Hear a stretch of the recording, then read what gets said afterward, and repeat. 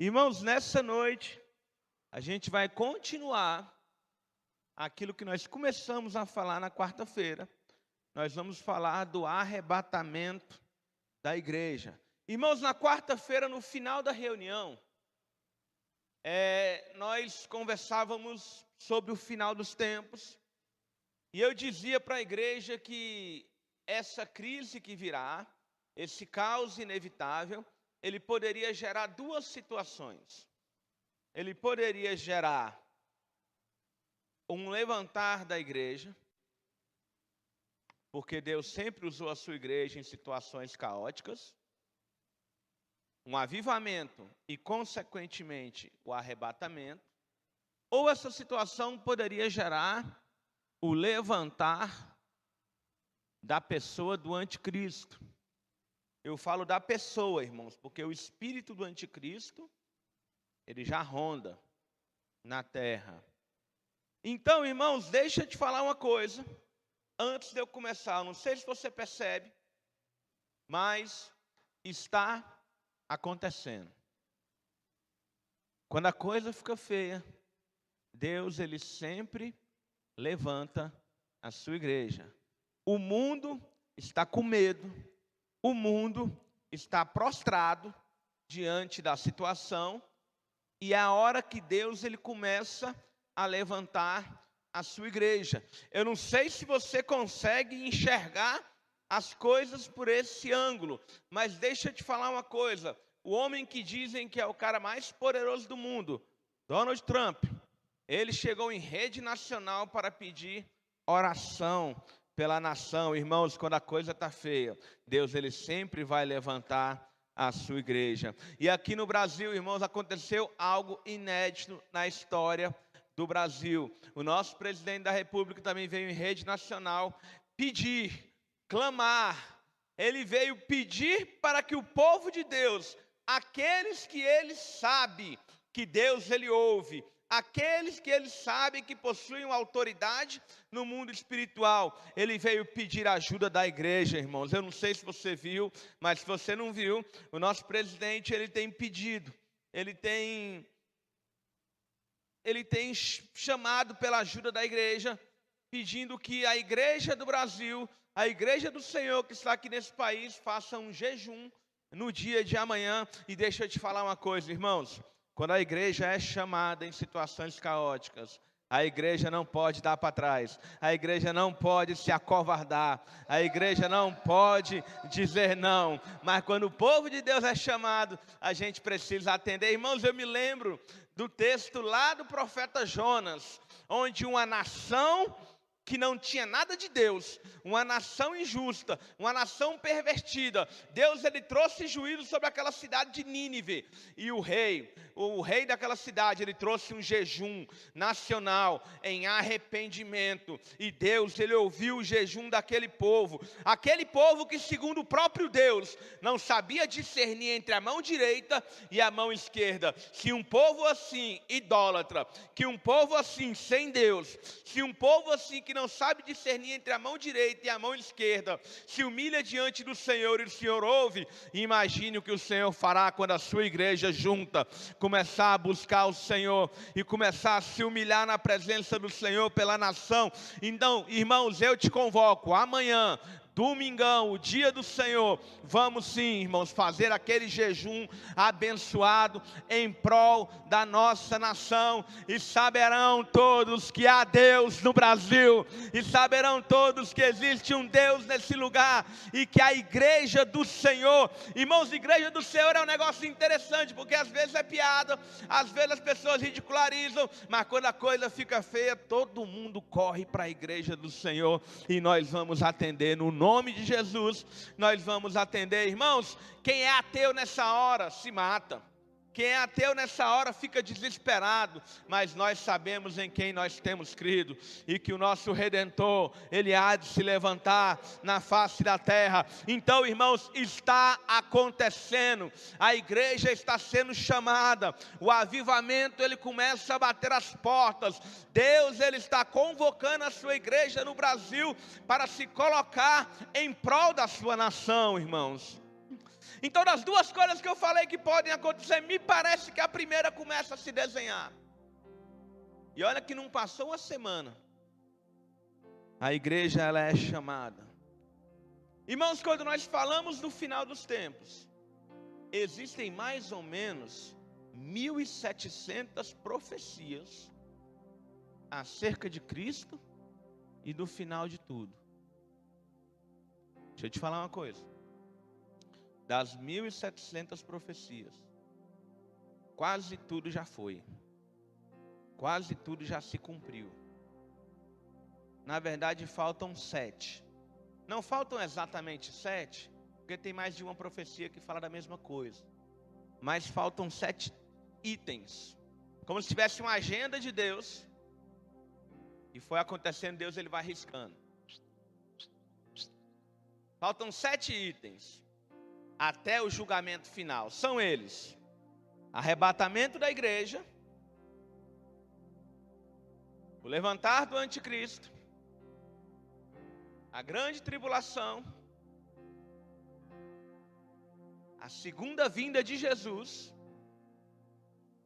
a guerra do Armagedon, a sexta, o milênio, a sétima, a batalha de Gog e Magog, e aí vem o fim. E aí vai vir o julgamento do grande trono branco. E o que eu quero te dizer, irmãos, nessa noite, é que nessa agenda do Senhor, o próximo item, o item da vez, é o arrebatamento da igreja. Então, irmãos, nessa noite eu quero dissertar um pouco sobre esse arrebatamento da igreja e a necessidade de nós, igreja do Senhor, não somente nos informarmos acerca desse tema, mas principalmente nos prepararmos para esse dia tão tremendo. Irmãos, arrebatamento é um negócio interessante, porque uns clamam, uns falam, não vejo a hora, Maranata, Senhor, Maranata. Outros têm medo. Então é hora da gente parar para pensar. Eu tenho medo, eu estou com medo de quê?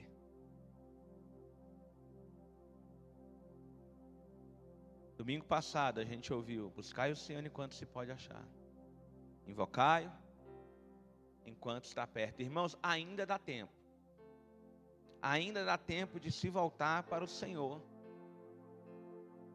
Mas a porta, ela vai fechar. E quando a porta fechar, não haverá mais tempo. Irmãos, segundo o texto que nós lemos, o arrebatamento, ele é um evento que ele é repentino. De repente ele acontece. Ele pode acontecer daqui a 10 anos, mas ele pode acontecer daqui a 10 minutos. Ele é repentino. Porém, ele é um evento repentino, mas ele é um evento que ele é precedido por alguns sinais. Irmãos, o arrebatamento, ele tem uma diferença em relação à segunda vinda de Jesus. Na segunda vinda de Jesus, Jesus vem do céu para a terra. Então a Bíblia fala assim, ó: haverá sinais nos céus, no sol e na lua. Quando Jesus vem do céu para a terra, os sinais do prenúncio são de cima. O arrebatamento não é do céu para a terra. O arrebatamento é a igreja que vai ao seu encontro, é da terra para o céu. Então, os sinais para o arrebatamento são sinais aqui na terra. Sinais esses que a gente falava na quarta-feira. O princípio das dores, guerras, rumores de guerras, as pragas, os corações endurecidos. São sinais para esse arrebatamento. E mais alguns que a gente vai falar hoje. Irmãos, é interessante que o apóstolo Paulo, ele usa a figura de dores de parto. Sabe, pensa numa pessoa grávida. A Cris está grávida, né? Parabéns, Cris. Que Deus te abençoe. Vai nascer aí o Cosme. Aleluia. Vai ser bênção de Deus. Irmãos, é muito interessante. Porque quando uma pessoa está grávida, a gente não sabe exatamente o dia que a criança vai nascer. Exatamente não. A gente sabe o período. Existia uma previsão do meu filho nascer entre o dia 14 e 19 de outubro. E ele nasceu ali no dia 16. Então, o dia exato não dá. Mas o período dá para a gente saber. Por quê? Porque uma mulher grávida, ela começa a apresentar sintomas. Ela começa a apresentar sintomas de que a hora ela está chegando. E eu me lembro que numa terça-feira de madrugada, a minha esposa, ela começou a sentir contrações muito fortes. E ela falou, vamos no hospital, porque o Davi vai nascer. Então, à medida que foi chegando a hora, os sinais eles foram ficando mais fortes. À medida que o momento ele vai se aproximando, vai ficando tudo mais tangível, vai ficando quase tocável. Irmãos, e é isso que o apóstolo Paulo está falando. O arrebatamento ele vem como as dores de parto. À medida que ele vai se aproximando, a gente parece que começa a sentir o cheiro do arrebatamento. E eu vou te falar uma coisa, irmãos, o planeta Terra, ele está sentindo dores de parto em relação ao arrebatamento. Os sinais na Terra, eles já se cumpriram todos. Agora nós estamos apenas aguardando a trombeta de Deus tocar, para nós nos encontrarmos com o Senhor nos ares, irmãos. É o próximo evento. Dos 7 eventos que faltam, eu vou te falar, o arrebatamento, ele é o próximo evento na agenda do nosso Deus. Eu quero te convidar a ler um outro texto. Vamos ler um outro texto. Você está em 1 Tessalonicenses aí, né? Vamos, 2 Tessalonicenses, é o próximo livro. O capítulo 2, irmãos, é muito interessante esse texto de 2 Tessalonicenses. 2 Tessalonicenses 2, a partir do versículo 1. Vai aparecer aí o versículo para você. E aí você me acompanha na leitura. Amém? Vamos lá? Irmãos, no que diz respeito à vinda do nosso Senhor Jesus Cristo e à nossa reunião com Ele, nós vos exortamos a que não vos demovais da vossa mente com facilidade, nem vos perturbeis, quer por espírito, quer por palavra, quer por epístola, como se procedesse de nós, supondo que tenha chegado o dia do Senhor. A partir de agora começa a ficar bem interessante. Ninguém, de modo algum, vos engane, porque isso não acontecerá sem que primeiro venha a apostasia, e seja revelado o homem da iniquidade, o filho da perdição, o qual se opõe e se levanta contra tudo que se chama Deus, ou é objeto de culto, a ponto de assentar-se no santuário de Deus, ostentando-se como se fosse o próprio Deus. Não vos recordais de que, ainda convosco, eu costumava dizer-vos essas coisas? E agora sabeis que o detém, para que ele seja revelado, somente em ocasião própria. Versículo 7. Com efeito ao mistério da iniquidade, já opera e aguarda somente que seja afastado aquele que agora o detém. Acho que até aqui tá bom. Vamos ler o versículo 8. Então será de fato revelado o iníquo, quando o anticristo, irmãos, a quem o Senhor Jesus matará com o sopro da sua boca e o destruirá pela manifestação da sua vinda. Irmãos, é interessante que aqui tem 2 sinais. 2 sinais interessantes. Um, para falar a verdade, porque o outro já é na iminência. Antes do arrebatamento da igreja, vem a apostasia. O apóstolo Paulo, ele fala que nos últimos dias muitos apostatariam da fé. Já já a gente lê esse texto. Então vem a apostasia. O que é a apostasia, irmãos? Apostasia são irmãos abandonando a fé. São irmãos se desviando da fé. Eu vi um dado assustador, que o Brasil tem 7 milhões de pessoas que em algum momento da vida apostataram da sua fé. Então, antes do arrebatamento, vem a apostasia. Vamos ler o texto de 1 Timóteo, vai lá, 1 Timóteo, capítulo 4, para ficar bem embasado, né? Vamos ler os textos que é melhor. Versículo 1, 1 Timóteo 4, versículo 1. Mas deixa o 2 Tessalonicenses aí marcado, que a gente vai voltar nele.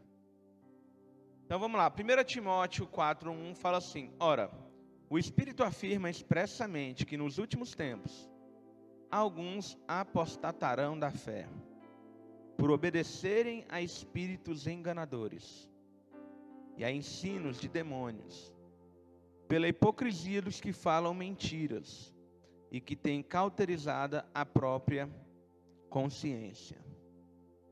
Prestem atenção, irmãos. A apostasia, ela se dá à medida que aquele irmão ele começa a dar ouvido a doutrinas de demônios, ele começa a viver um engano. Irmãos, essa apostasia, ela é necessária. O texto que a gente leu anteriormente de 2 Tessalonicenses, ele nos mostra que a apostasia é necessária para que se levante o anticristo. Por quê, pastor? Porque o anticristo, deixa eu te contar uma novidade, ele é fruto dessa apostasia. Eu arrisco dizer para você que o anticristo, ele é um ex-cristão. Ele é um desviado, ele vai se levantar do fruto desse movimento de apostasia. Por isso ele vai ser um homem muito bem versado e muito bem entendido na religião cristã, porque em algum momento da vida dele ele passou por ali. Então ele é fruto dessa apostasia. Se de repente você está afastado dos caminhos do Senhor, ou se de repente você está, mas não está na presença do Senhor ao mesmo tempo, eu quero te falar que você tem caminhado na mesma direção. Você gradativamente está começando a apostatar da sua fé. Irmãos, a salvação ela é pela graça, mas ela nunca vai ser de graça. Existe um preço a ser pago para caminharmos na presença do Senhor. Existe a necessidade de uma perseverança. Existe uma necessidade de uma vigilância. Como o povo de Deus tem facilidade de perder a presença de Deus. Como nós temos facilidade de tomarmos atitudes que nos afastam de Deus. Isso é interessante, porque a gente rala para chegar num certo grau de intimidade com o nosso Senhor, com o Espírito Santo. E aí, às vezes, com um simples ato, a gente coloca tudo a perder. A gente simplesmente joga tudo para o alto. Agora vamos voltar lá para o texto de 2 Tessalonicenses. Ele não vai aparecer na sua tela não, mas lembra aí do que nós lemos. Nós lemos coisas bem interessantes. O Paulo ele começa a falar sobre o manifestar, o levantar do anticristo. E aí no versículo 6 ele fala assim: sabeis agora que o detém, alguém o detém, alguém está segurando. O espírito do anticristo ele já está no mundo, e já está no mundo há muito tempo. O apóstolo João já falava isso na sua primeira epístola, mas ele ainda não se revelou para o mundo, porque tem alguém o detendo, tem alguém o segurando. Irmãos, é interessante que o texto fala que esse homem, com o poder desse homem, vou ler o versículo 9, só ouve. Ora, o aparecimento do iníquo é segundo a eficácia de Satanás, com todo poder e sinais e prodígios do quê? Da mentira. Irmãos, o poder do diabo, princípio básico de batalha espiritual.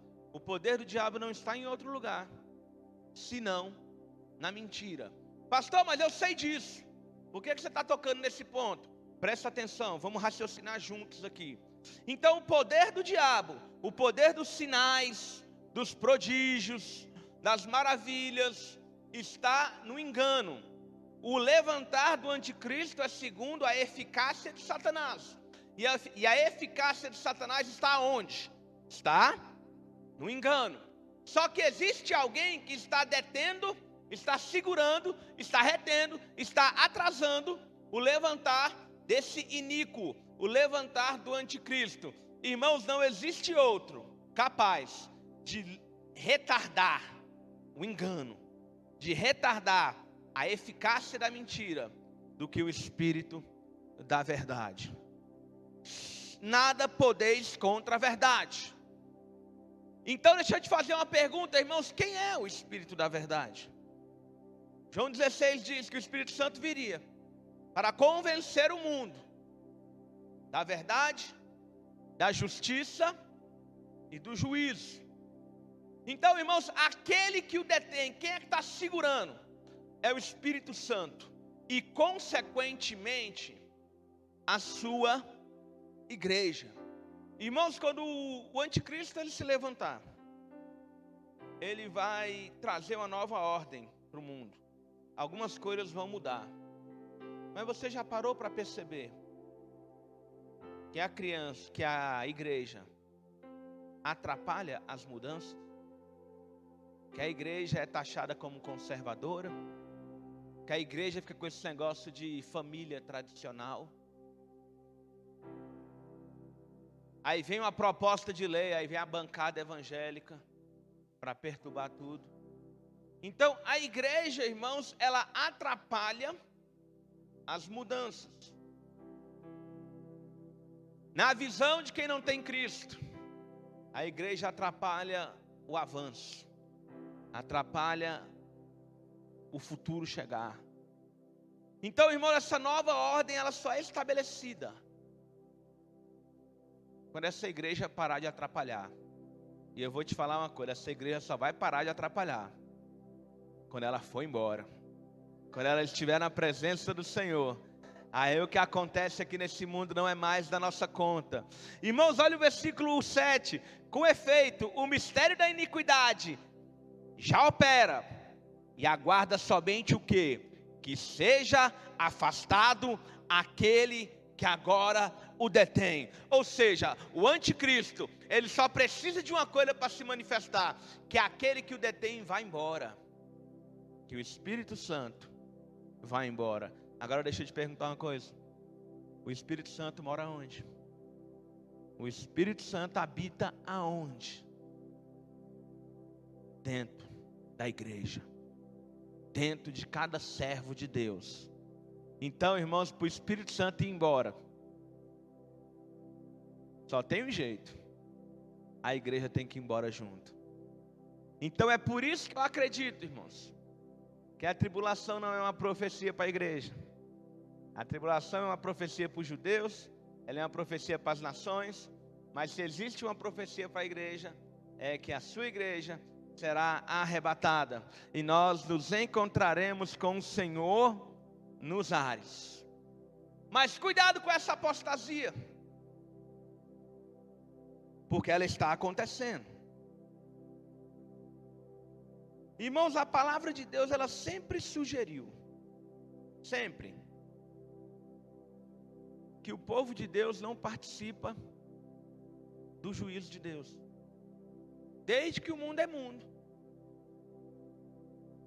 A palavra de Deus sempre sugeriu isso. Deixa eu te convidar para ler mais um texto. Vamos ler os textos, que aí não tem conversa fiada. Lucas capítulo 17.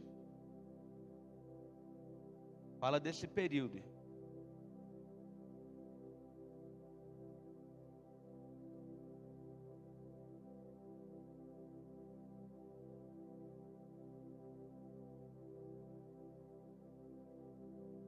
a partir do versículo 26. Lucas 17, 26.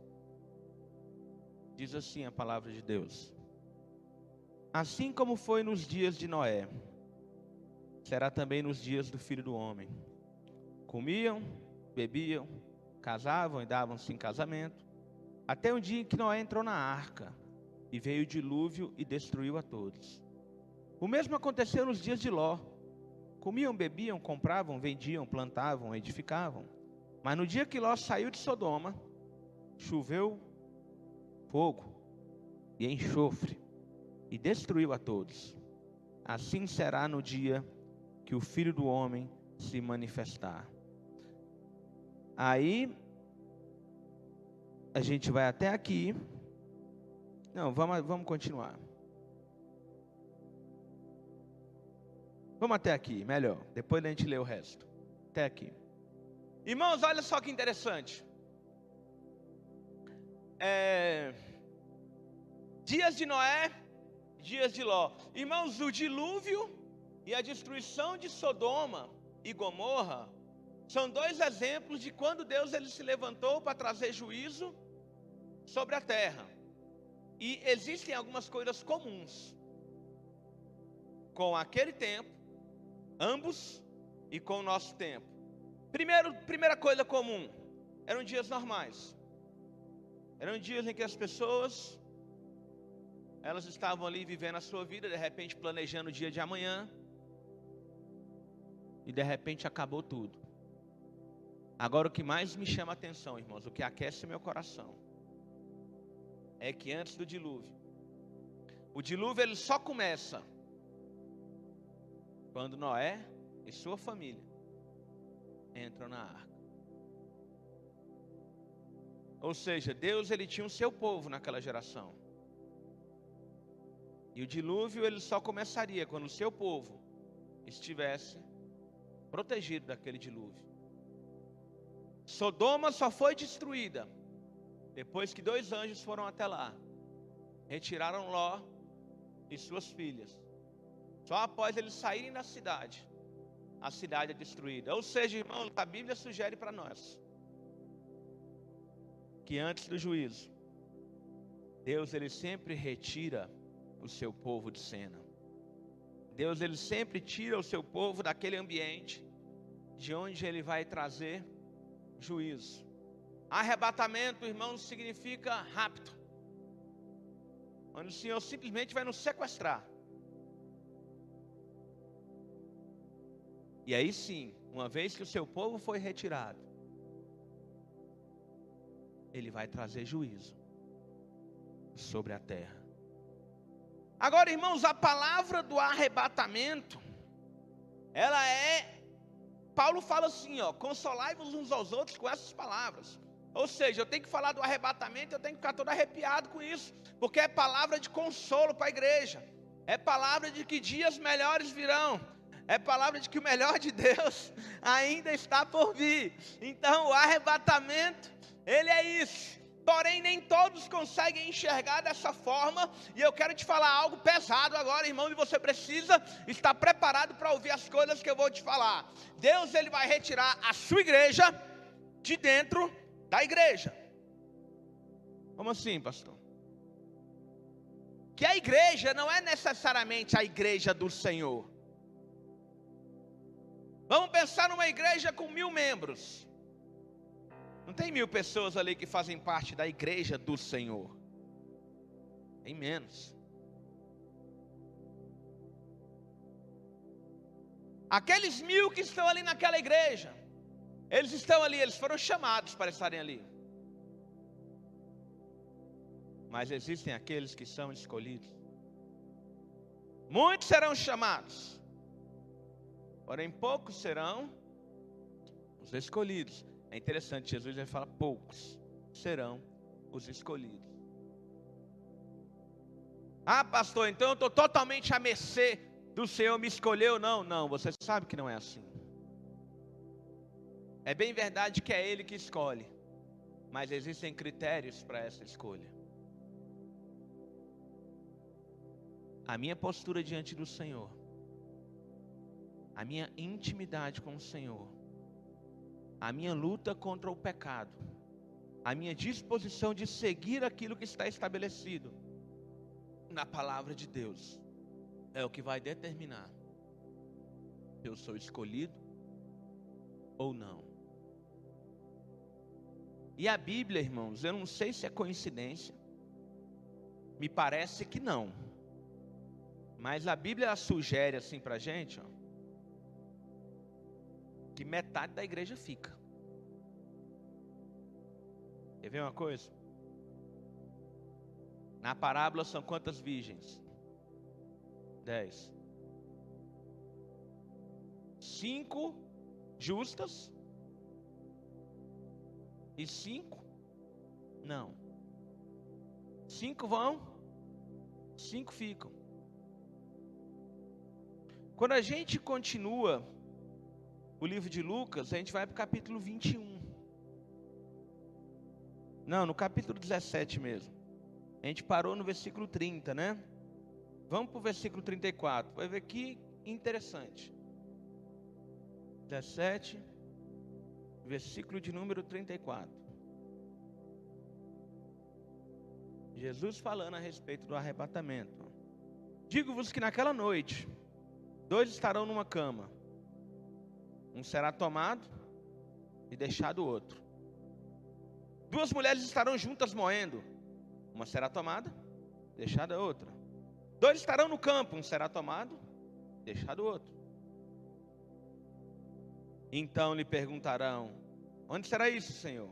Respondeu-lhe: onde estiver o corpo, ali se ajuntarão também os abutres. Se referindo para aqueles que ficarem. Um é tomado, o outro fica. 10 virgens, 5 estão tomadas, 5 ficam.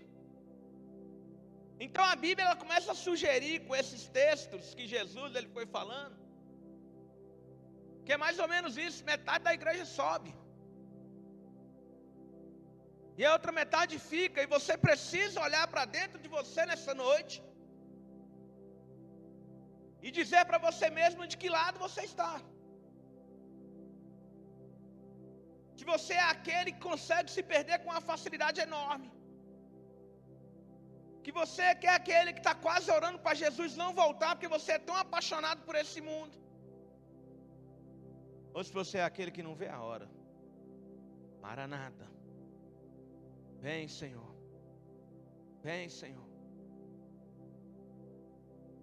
Para quem é espiritual, para quem é apaixonado, o arrebatamento é o grande dia. É o dia que todos esperam. Para quem não é, é um dia que a gente tem medo. A gente vai ver um vídeo, um pequeno vídeo.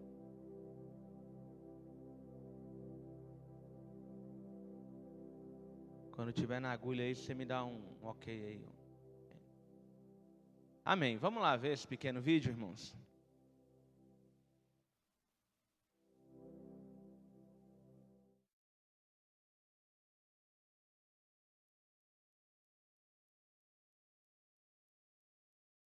Jesus Christ is coming back for his church.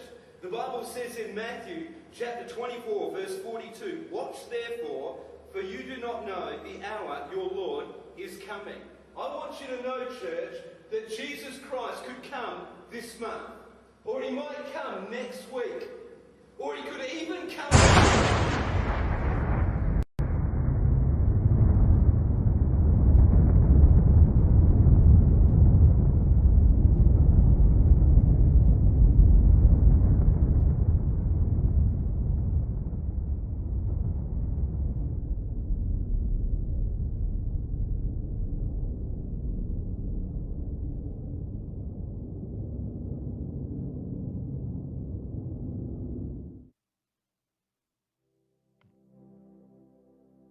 É, irmãos.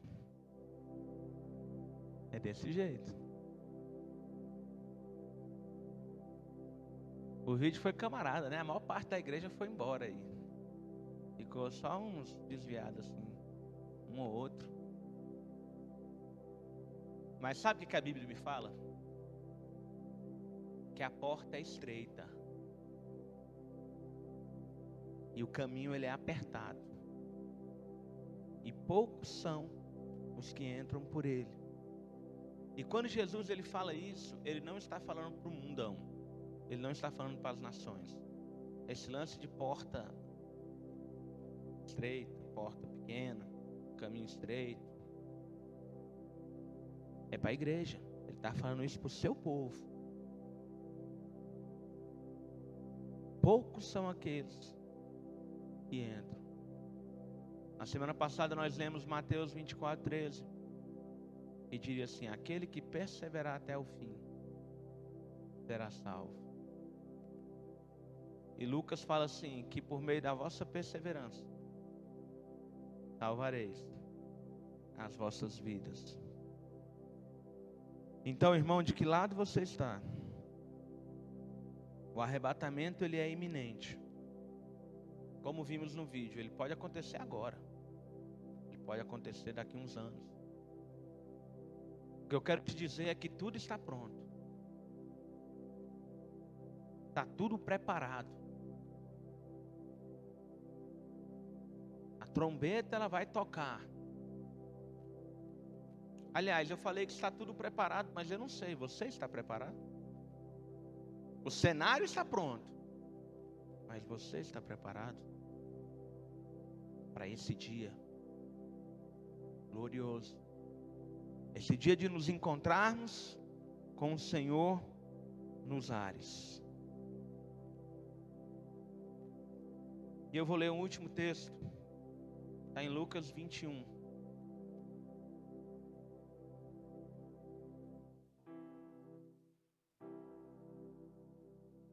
Versículo 34 e 35. É a continuação daquele texto da quarta-feira, irmãos. Onde Jesus ele fala da geração da figueira. Onde ele fala: em verdade vos digo que essa geração não passará.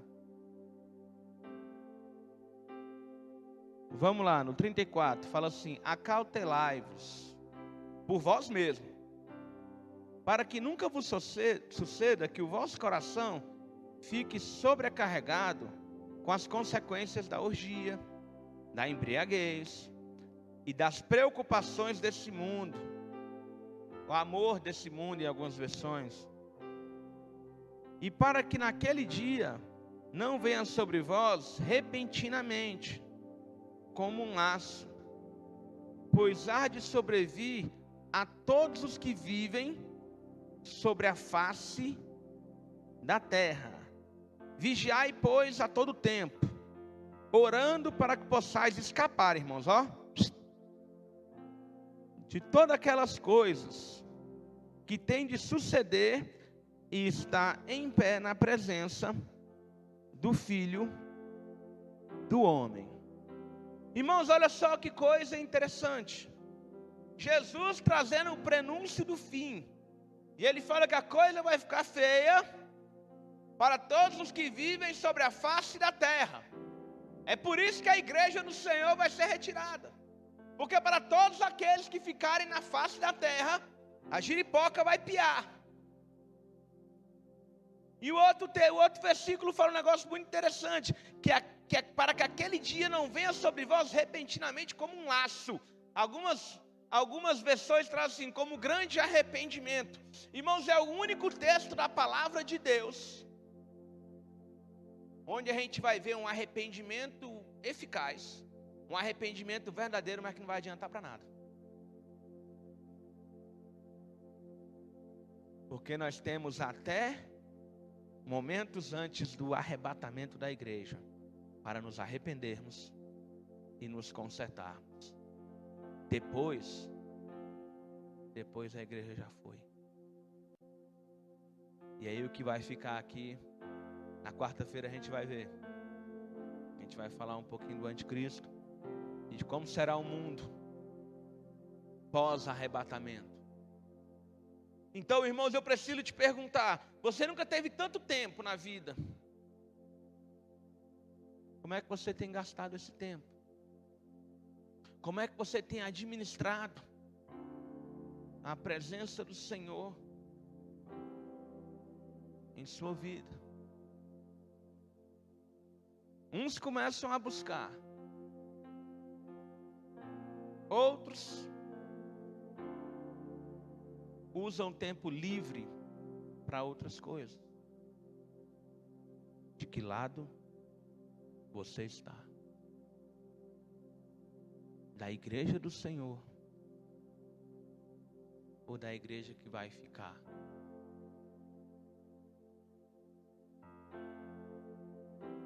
Pastor, mas se por um acaso eu ficar, misericórdia, se por um acaso eu ficar, eu posso me reconciliar com Deus depois, posso não? Durante a tribulação, será que vai ter conversão, irmãos? Tem gente que diz que vai. Tem gente que acha assim, não, perdi esse ônibus aqui, mas vou pegar o próximo. Mas será que vai?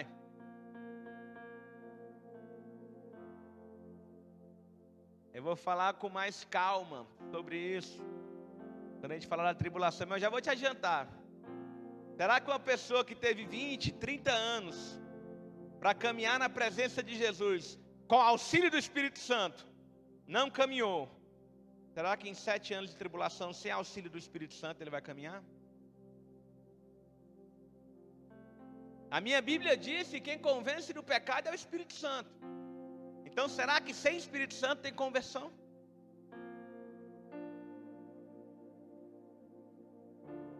Irmãos, imagine um ambiente onde os demônios eles estão liberados para fazer o que quiserem. Inclusive falar o coração das pessoas. Será que num ambiente desse alguém se volta para Deus? Então, irmãos, para de bobagem. Vida cristã não é brincadeira. Seria muito leviano eu falar, não, deixa o arrebatamento passar, eu sei que está próximo à vinda do Senhor, eu me converto. As coisas de Jesus não são bagunçadas desse jeito. Então o dia é hoje. O momento é agora. Eu quero te convidar, a gente vai tocar um coro. Eu quero te convidar a fechar os teus olhos. Aí, aonde você se encontra,